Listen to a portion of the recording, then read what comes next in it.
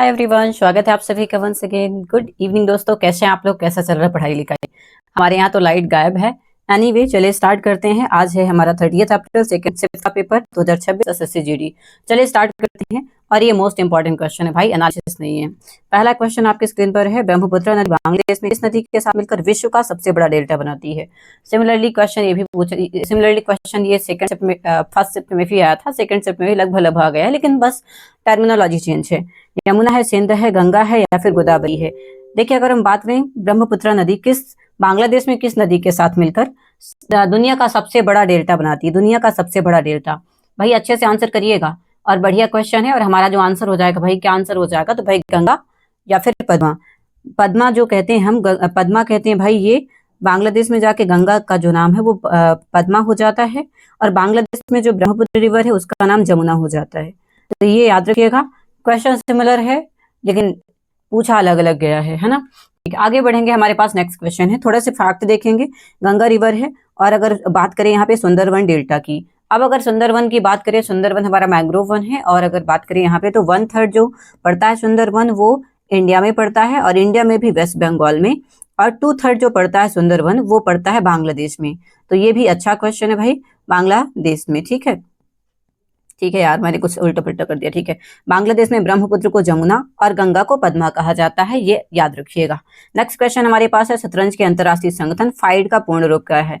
क्योंकि फाइड भाई यहाँ पे फुल फॉर्म पूछ लिया गया है। What is the full form of international organization FIDE?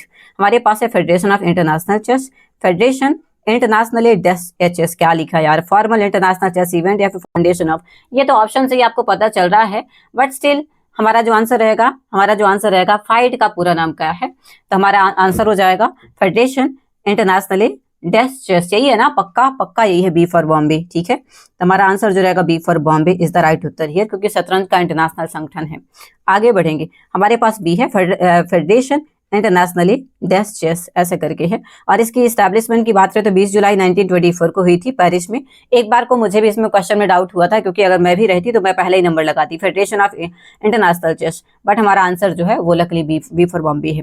वर्तमान में इसका जो हेडक्वार्टर है वो लुसाने में है, और लुसाने कहाँ है? स्विट्जरलैंड है। ठीक है, नेक्स्ट क्वेश्चन हमारे पास है, 1950 में आयोजित पहले फीबा बास्केटबॉल वर्ल्ड कप का विजेता कौन था? फीबा पहले, who was the winner of the first FIBA basketball world cup held in 1950? USA है, अर्जेंटीना है, ब्राजील या फिर यूएसएसआर? यूएसएसआर मतलब पुराना सोवियत संघ, और वर्तमान का रशिया। सारे के सारे लोग बताएंगे भाई क्या आंसर हो जाएगा हमारा उत्तर क्या हो जाएगा? I really need the answer from each and everyone present here. हाँ तो सुनिए दोस्तों, अभी आपका शिफ्ट 1 का पेपर आ गया है, शिफ्ट 2 का चल रहा है, तो लाइक करना है, शेयर करना है और सब्सक्राइब करना है। डेली आपको मिलेगा एसएससी जीडी, जो कोई भी पेपर आएगा सबका मोस्ट एक्सपेक्टेड क्वेश्चन मिलेगा, एनालिसिस बिल्कुल नहीं मिलेगा। Thank you. ठीक है, बहुत शुक्रिया एवरीवन। चलिए, गुजारिश है आप सभी से कि आप लोग लाइक कर देंगे, सेशन को शेयर कर देंगे और सब्सक्राइब कर देंगे। हमारा जो आंसर हो जाएगा दोस्त क्या रहेगा? 1950 में आयोजित पहले फीबा बास्केटबॉल वर्ल्ड कप की बात हो रही है, तो हमारा जो आंसर हो जाएगा भाई वो क्या होगा? बताइए। इसका आंसर मैं बैक आती हूँ ना, बैक में पूछूंगी।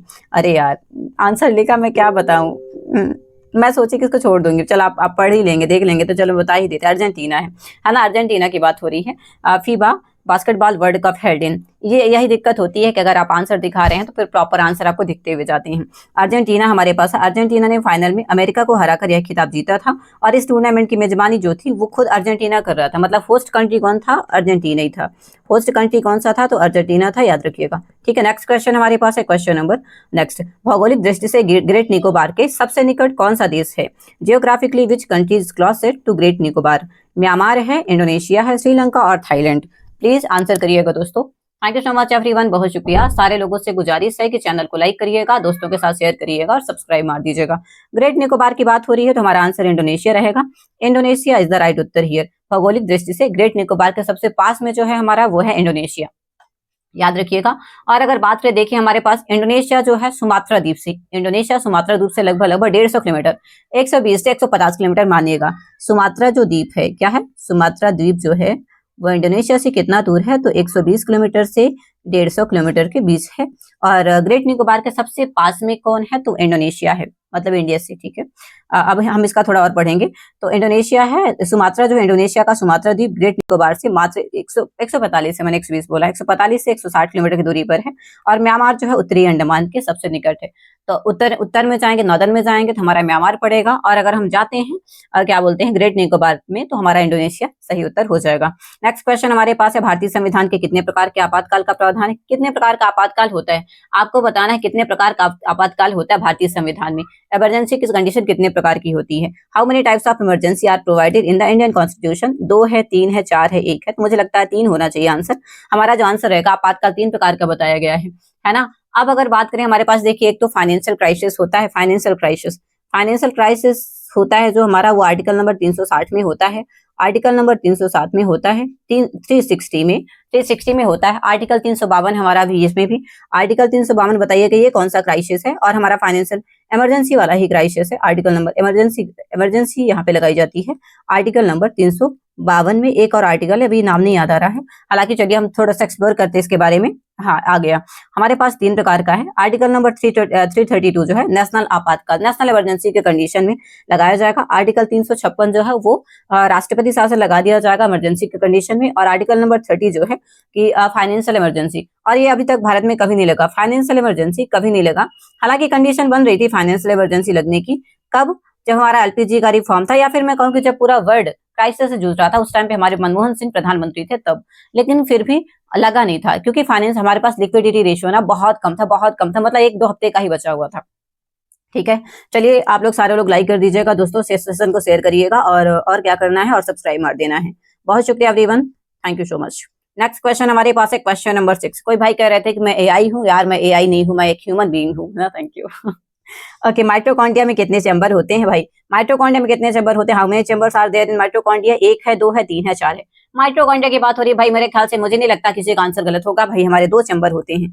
माइटोकॉन्ड्रिया में कितने चैम्बर होते हैं? तो 2 चैम्बर होते हैं। और अगर बात करें हमारा माइटोकॉन्ड्रिया क्या निकालता है, इसे हम power house of the cell कहते हैं, पहला। दूसरा एडिनोसिन डाइफॉस्फेट ये निकालता है, मतलब बनाता है। अगर बात करें यहाँ पे दो होता है, इसमें 2 झिल्ली होती है, एक आउटर लेयर होती है, एक इनर लेयर होती है। आंतरिक झिल्ली जो है मुड़ी हुई होती है, जिसे हम कहते हैं क्रिस्टे। और क्रिस्टे किस टाइप का होता है? क्रिस्टे बर्गर के टाइप का होता है। तो बस खाना नहीं है, याद रखना है कि बर्गर के टाइप का होता है क्रिस्टे, ठीक है। बहुत शुक्रिया। और याद रखिएगा थोड़ा सा ना इस बार जीएस का लेवल थोड़ा क्या बोलते हैं, साइंस फर्स्ट शिफ्ट में एक भी क्वेश्चन नहीं फंसे थे, लेकिन सेकंड शिफ्ट में 2-3 क्वेश्चन फंस गए हैं, ठीक है। आगे बढ़ेंगे हमारे पास नेक्स्ट, यदि कोई तारा सूर्य के बहुत करीब से गुजरे तो सौरमंडल पर क्या प्रभाव पड़ सकता है? What will happen if a star passes very close to our sun? सूरज जो है ठंडा हो जाएगा। ये क्या रीजन है? सेकंड है दिन की लंबाई बढ़ जाएगी। थर्ड है ग्रहों की कक्षाएं अस्थिर हो सकती हैं, प्लैनेटरी ऑर्बिट में बिकम अनस्टेबल, या फिर नो इफेक्ट। बताइए तारा निकलेगा तो भाई क्या ही है, मतलब ऐसे ऐसे क्वेश्चन दे देता है भाई साहब, मैं क्या बताऊं। इसका आंसर आप करिएगा, चलो चलिए आप फिर से आप करिएगा। ओके, आंसर हालांकि दिखा है, ग्रहों की कक्षाएं जो है अस्थिर हो जाती हैं।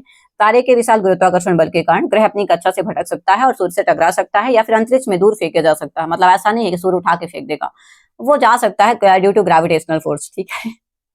बहुत शुक्रिया। जैसे अभी मुझे दूर फेंका तो मुझे याद आया भाई कि जो 27 तारीख का जो पहला शिफ्ट था, पेपर जो कैंसिल हुआ था, वे सारे लोग 1,000 किलोमीटर दूर गए थे। So sorry for that honestly. आगे बढ़ेंगे, हमारे पास ओरछा का कौन सा टेम्पल अपनी हिंदू और मुगल स्थापत्य शैली के मिश्रण के लिए जाना जाता है? Which temple in Orchha is known for the blend of Hindu and Mughal architectural style? देखिए अगर बात करें यहाँ पे भगवान राम का जो टेम्पल है, पूरे इंडिया में रामलला पूजे जाते हैं, बट राजा राम का टेम्पल सिर्फ ओरछा में है। और ओरछा कहाँ पे? एमपी में है, ठीक है। ओरछा एमपी में है। राजा राम टेम्पल है, लक्ष्मी नारायण टेम्पल है, चतुर्भुज टेम्पल, या फिर कंदरिया महादेव टेम्पल? सारे के सारे लोग बताएं भाई क्या आंसर हो जाएगा। और अच्छा क्वेश्चन बन जाता है भाई साहब, बढ़िया क्वेश्चन है। चलिए बताइए क्या आंसर हो जाएगा दोस्तों। तो हमारा आंसर हो जाएगा Raja Ram temple, A for apple हो जाएगा, ठीक है।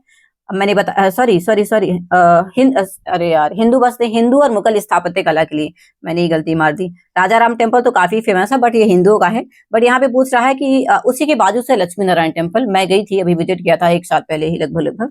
लक्ष्मी नारायण टेम्पल है हमारा जो है, यह मंदिर जो है बाहर से किले जैसा दिखता है, लेकिन अपनी अनोखी त्रिकोणीय योजना के लिए खास है लक्ष्मी नारायण टेम्पल। और राजा राम टेम्पल तो एक अकलौता टेम्पल है जो कि राजा राम के नाम से, भगवान राम का राजा वाला वर्णन करता है, मतलब वो रूलर थे, ठीक है। नेक्स्ट क्वेश्चन हमारे पास है, परमानेंट सेटलमेंट के लिए इस्तेमाल किया जाने वाला अन्य शब्द कौन सा? स्थायी बंदोबस्त, रैयतवाड़ी है, महालवाड़ी है, इस्तमरारी है, या फिर दाहशाला? भाई साहब ये तो बढ़िया क्वेश्चन है। अस्थाई बंदोबस्त, अस्थाई बंदोबस्त के लिए हमने क्या यूज किया था वर्ड, क्या इस्तेमाल किया था, सारे सारे के सारे लोग बताएंगे। देखो स्थाई अस्थाई है, स्थाई अस्थाई है भाई, परमानेंट नहीं है। अरे यार ये कैसे कर दिया। सुनिए अब यहाँ पे सुनिए, क्वेश्चन थोड़े से गलत है। परमानेंट मतलब स्थाई हो जाएगा। स्थाई की बात करें तो स्थाई के लिए हमारा क्या रहेगा, रैयतवाड़ी है, महालवाड़ी, इस्तेमारी और दाहशाला। अब रैयतवाड़ी और महालवाड़ी ये दोनों परमानेंट के लिए थी, तो परमानेंट के लिए तो ये दोनों हो जाएंगे, परमानेंट के लिए दोनों हो जाएंगे। अब हमारा अस्थाई है, टेम्परेरी के लिए, टेम्परेरी के लिए हम TEMPERORY, टेम्परेरी के लिए हम लोग यूज करेंगे इस्तमरारी, इस्तमरारी। तो आंसर क्वेश्चन थोड़ा सा गलती होगी यहाँ पे, टेम्परेरी पूछा है, परमानेंट के लिए तो दोनों हो जाएगा, परमानेंट के लिए दोनों हो जाएगा। और कौन लेकर आया था 1793, 1793 में कौन लेकर आया था भाई, 1793 में कौन लेकर आया था बताइएगा। मेरे ख्याल से कार्नवालिस था उस टाइम पे, 1793 में, 1793 में कार्नवालिस था, तो वो लेकर आया था रैयत वाली, महालवाड़ी और एक और था, रैयत वाली, महालवाड़ी और एक और था, बताओ जरा। लॉर्ड कार्नवालिस, ठीक है, कॉर्नवालिस, कॉर्नवालिस याद रखिएगा। आगे बढ़ेंगे, हमारे पास नेक्स्ट क्वेश्चन है, तो आंसर नंबर सी हमारे पास इस्तमरारी हो जाएगा। 1793 में लॉर्ड कॉर्नवालिस द्वारा बंगाल, बिहार, उड़ीसा में इसे लागू किया गया था, और इसे हम जमींदारी व्यवस्था भी कहते हैं, जमींदारी व्यवस्था भी कहते हैं। भाई सब गर्मी बहुत लग रही है। आगे बढ़ेंगे, क्वेश्चन नंबर 10 है, दिल्ली की नई शिक्षा नीति के अकॉर्डिंग कक्षा 5 और 8 में फेल छात्रों को पुनः परीक्षा से पहले कितना तैयारी का टाइम मिलता है, 1 महीना, 2 महीना, 3 महीना या फिर 15 दिन। 1 महीना, 2 महीना, 3 महीना, 15 दिन। मतलब as per Delhi new policy how much preparation time is given to failed student of 5वीं और 8वीं। वैसा वैसे ऐसे क्वेश्चन आते हैं कि हम क्या बोलें, हम क्या बोलें, बताइएगा, बताइए क्या आंसर हो जाएगा भाई, कितना टाइम लगता है। चलिए इसका आंसर देख लीजिए आप डायरेक्टली, है ना। तो ये 2 महीने मिलता है भाई। जैसे अभी मई में पेपर आए, मई में पेपर होगा, सॉरी मई में रिजल्ट आया है लगभग लगभग, तो अब आएगा, है ना। अभी रिजल्ट चल ही रहे हैं। नाटी कहाँ का है, नाटी कहाँ का, किस राज्य का प्रसिद्ध लोक नृत्य है, उत्तराखंड है, हिमाचल है, पंजाब या फिर हरियाणा। अगर अगर अगर नाटी फेस्टिवल, नाटी फेस्टिवल कहाँ का है बताइए प्लीज, क्या आंसर हो जाएगा हमारा, नाटी फेस्टिवल किधर का है। Thank you so much. तो देखिए अगर हम नाटी की बात करें ना, नाटी फेस्टिवल मेरे ख्याल से हिमाचल प्रदेश होगा, हिमाचल प्रदेश होगा, हिमाचल प्रदेश, बी फॉर बॉम्बे, बॉम्बे हो जाएगा, हिमाचल प्रदेश का है ये। और अगर इसकी बात करें ना तो ये क्या बोलते हैं, फोक डांस से हर एक शिफ्ट में एक क्वेश्चन फंस ही रहा है, तो इसको थोड़ा सा पढ़ ही लेना, और हमारा हिमाचल प्रदेश हो जाएगा। बाकी फैक्ट हम यहाँ पे देखते हैं, कुल्लू और शिमला में यहाँ पे लोकप्रिय है नाटी फेस्टिवल, और गिनीज वर्ल्ड रिकॉर्ड में भी इसका नाम दर्ज है नाटी फेस्टिवल का। बस इतना ही। आगे बढ़ेंगे, सेल्डम, सेल्डम तो भाई ये इंग्लिश का है। अभी तक मैं सारे हिंदी खिला रही थी, सब हिंदी हिंदी में होड़ लगा रहे हैं भाई, हिंदी बस नहीं है, इंग्लिश भी है हमारे पास, है ना। तो सेल्डम का सबसे सही पर्यायवाची कौन है, सेल्डम का सिनोनिम क्या हो जाएगा, फ्रीक्वेंटली, ऑफन, रेयरली या फिर ऑलवेज। तो भाई सेल्डम मतलब कभी कभी, रेयरली, आंसर हमारा रेयरली हो जाएगा। तो इस क्वेश्चन को तो कुछ जानने समझना नहीं था, बिल्कुल बेसिक था, अगर थोड़ा सा भी इंग्लिश आ रहा है तो बन जाएगा। आगे बढ़ेंगे, हमारे पास नेक्स्ट क्वेश्चन, शायद ही कभी, है ना, और फिर करंटली और ऑफन इसके क्या है, तो एंटो है ये। आगे बढ़ेंगे, एफिशिएंट का विलोम क्या है, एंटोनिम क्या है एफिशिएंट का, कैपेबल है, इनसफिशिएंट, इनएफिशिएंट, एक्सपर्ट या फिर लेजी। तो भाई ये वाला भी क्वेश्चन बन ही जाएगा, क्या हो जाएगा आंसर, इसमें भी नहीं बताना भाई साहब। आगे बढ़ेंगे, हमारे पास नेक्स्ट क्वेश्चन है, हाँ, पृथ्वी के रिवोल्यूशन के बारे में कौन सा कथन सही है, यह 24 घंटे लेता है, टेक 24 आवर, पृथ्वी का रिवोल्यूशन पश्चिम से पूरब की ओर घूमता है, अकर्स वेस्ट टू ईस्ट, लगभग 365.25 डेज होता है, 365.25 डेज, और इसका ऑर्बिट जो है सर्कुलर है। तो अगर कोई बोलेगा ऑर्बिट सर्कुलर है तो भाई गलत है, इसको काट दो, है ना। Takes 24 hour west to east, या फिर हमारे पास टेक्स अप्रॉक्स 365.25 डेज। सारे के सारे लोग आंसर करेंगे भाई, क्या आंसर हो जाएगा। बढ़िया क्वेश्चन है, और मेरे ख्याल से आपको मजा आ रहा होगा। और ये एनालिसिस नहीं है दोस्त, ये एनालिसिस नहीं है। 30 अप्रैल सेकंड शिफ्ट के कुछ मतलब कि 90% क्वेश्चन का पेपर है, क्योंकि मुझे झूठ नहीं बोलना है और ना ही एसएससी के चक्कर में फंसना है। तो इस वजह से मैं कुछ कहती हूँ, अप्रॉक्सीमेट वैल्यू, है ना। Thank you so much. चलिए बताइए क्या आंसर हो जाएगा, क्या आंसर होगा, क्या आंसर होगा, क्या आंसर होगा, जल्दी से बताइएगा। तो हमारा जो आंसर हो जाएगा 365 डेज लेता है, क्योंकि हमारा साल भर का जो साल हमारे कितने दिन का होता है, तो 365 या फिर 366 दिन का होता है। यही 0.25 हर 4 साल में एक दिन बन जाता है। आगे बढ़ेंगे, हमारे पास नेक्स्ट क्वेश्चन है, एलिप्टिकल हमारे पास अंडाकार है, पृथ्वी की कक्षा जो अंडाकार है, सर्कल नहीं है, और इसका परिक्रमण और अच्छी झुकाव के कारण ऋतु परिवर्तन होते हैं। हमारा जैसे अभी चल रहा है क्या, समर जान ले रहा है, बारिश भी हो रही है आज तो, है ना बाहर, इस वजह से लाइट भी नहीं है। आगे बढ़ेंगे, बिहू नृत्य के टाइम पे महिलाओं द्वारा पहनी जाने वाली पारंपरिक पोशाक कौन सी है, मेखला चादर है, पटोला साड़ी है, मुंडुम, नेरियाथम या फिर घाघरा चोली। देखिए घाघरा चोली तो नहीं है, बिहू के टाइम पे व्हाइट कलर का कपड़ा, व्हाइट और रेड कलर का कपड़ा पहनते हैं, उसे हम क्या कहते हैं, उसे हम कहते हैं मेखला चादर, मेखला चादर कहते हैं, ठीक है। तो आंसर याद रखिएगा मेखला चादर, इसके थोड़े से मेखला चादर है यहाँ पे, और ये असम की जो है पारंपरिक रेशमी पोशाक है। बस इतना ही, है ना। आगे बढ़ेंगे, हमारे पास नेक्स्ट क्वेश्चन है, अच्छा हाँ बस इतने ही क्वेश्चन थे। अब हम बात कर लेते हैं थोड़ा सा स्टूडेंट फीडबैक के बारे में। तो जीएस का लेवल थोड़ा कठिन है, विज्ञान में गहराई से क्वेश्चन पूछे गए, जैसे एज पर मैंने भी 2 क्वेश्चन बताए, तो विज्ञान से थोड़ा ना वन लाइनर और गहराई में थोड़े से मतलब अंदर डीप में क्वेश्चन पूछे जा रहे हैं। हिंदी का लेवल आसान है। वाक्यांश के लिए शब्द और फोर्थ शब्दावली पर ज्यादा जोर दिया गया है, मतलब स्पेलिंग मीनिंग स्पेलिंग करेक्शन पे ज्यादा फोकस है, और इसके साथ साथ गद्यांश मतलब कॉम्प्रिहेंशन पे। मार्क्स रीजिंग में क्या करें, SICI आ रहा है इस वाले पर्टिकुलर उसमें, SICI आया शिफ्ट में, SICI आया है, बोर्ड मार्क्स से क्वेश्चन आया है, टाइम एंड वर्क से ज्यादा क्वेश्चन आए हैं। टाइम मैनेजमेंट की बात करें तो मॉक टेस्ट लगाओ बच्चों को, मतलब 10 से 15 मिनट का टाइम तो बच ही जाता है।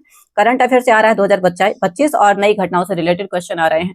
तो ये हमारा था आज का क्या बोलते हैं 30 April second shift. Thank you so much everyone, बहुत शुक्रिया। सारे लोगों से गुजारिश है कि प्लीज चैनल को लाइक करिएगा, दोस्तों के साथ शेयर करिएगा और सब्सक्राइब मारिएगा। लाइट मेरे यहाँ नहीं है, मतलब इंदौर में लाइट नहीं है। अगर हालांकि वेदर तो पूरा इंडिया का खराब हो रहा है, बट स्टिल अगर लाइट आएगी तो मैं शिफ्ट नंबर 3 जरूर लेकर आऊंगी, रात में आ जाएगा, है ना। प्लीज चैनल को लाइक करिएगा, शेयर करिएगा, सब्सक्राइब करिएगा। और सुनिए, मेरी क्लास होती है विराट विजन नामक चैनल पे।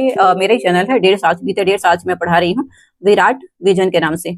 आप भी वहां पे मेरे से जुड़ सकते हैं। अभी फिलहाल के लिए SSC CGL के मुक चल रहे हैं, तो अगर आप चाहें तो प्लीज जरूर जुड़िएगा। टाइमिंग है 9:05 PM से 11:30 PM तक एवरी डे, डेली, है ना। तो प्लीज जरूर जुड़ना ना भूलें। Thank you so much everyone. चलो मिलते हैं नेक्स्ट वीडियो में, टिल देन सी या। एंड जिनका भी अपकमिंग पेपर है, ऑल द बेस्ट दोस्तों। थैंक यू सो मच, और मेक श्योर करिएगा कि एक अच्छा सा आउटपुट मुझे दे दीजिएगा। और इसके अलावा घंटी का बटन दबाना ना भूलें। थैंक यू सो मच, मतलब बेल आइकन प्रेस कर लो यार। Bye bye, thank you so much, बहुत शुक्रिया। Stay safe, stay happy and stay healthy. All of us, बहुत शुक्रिया।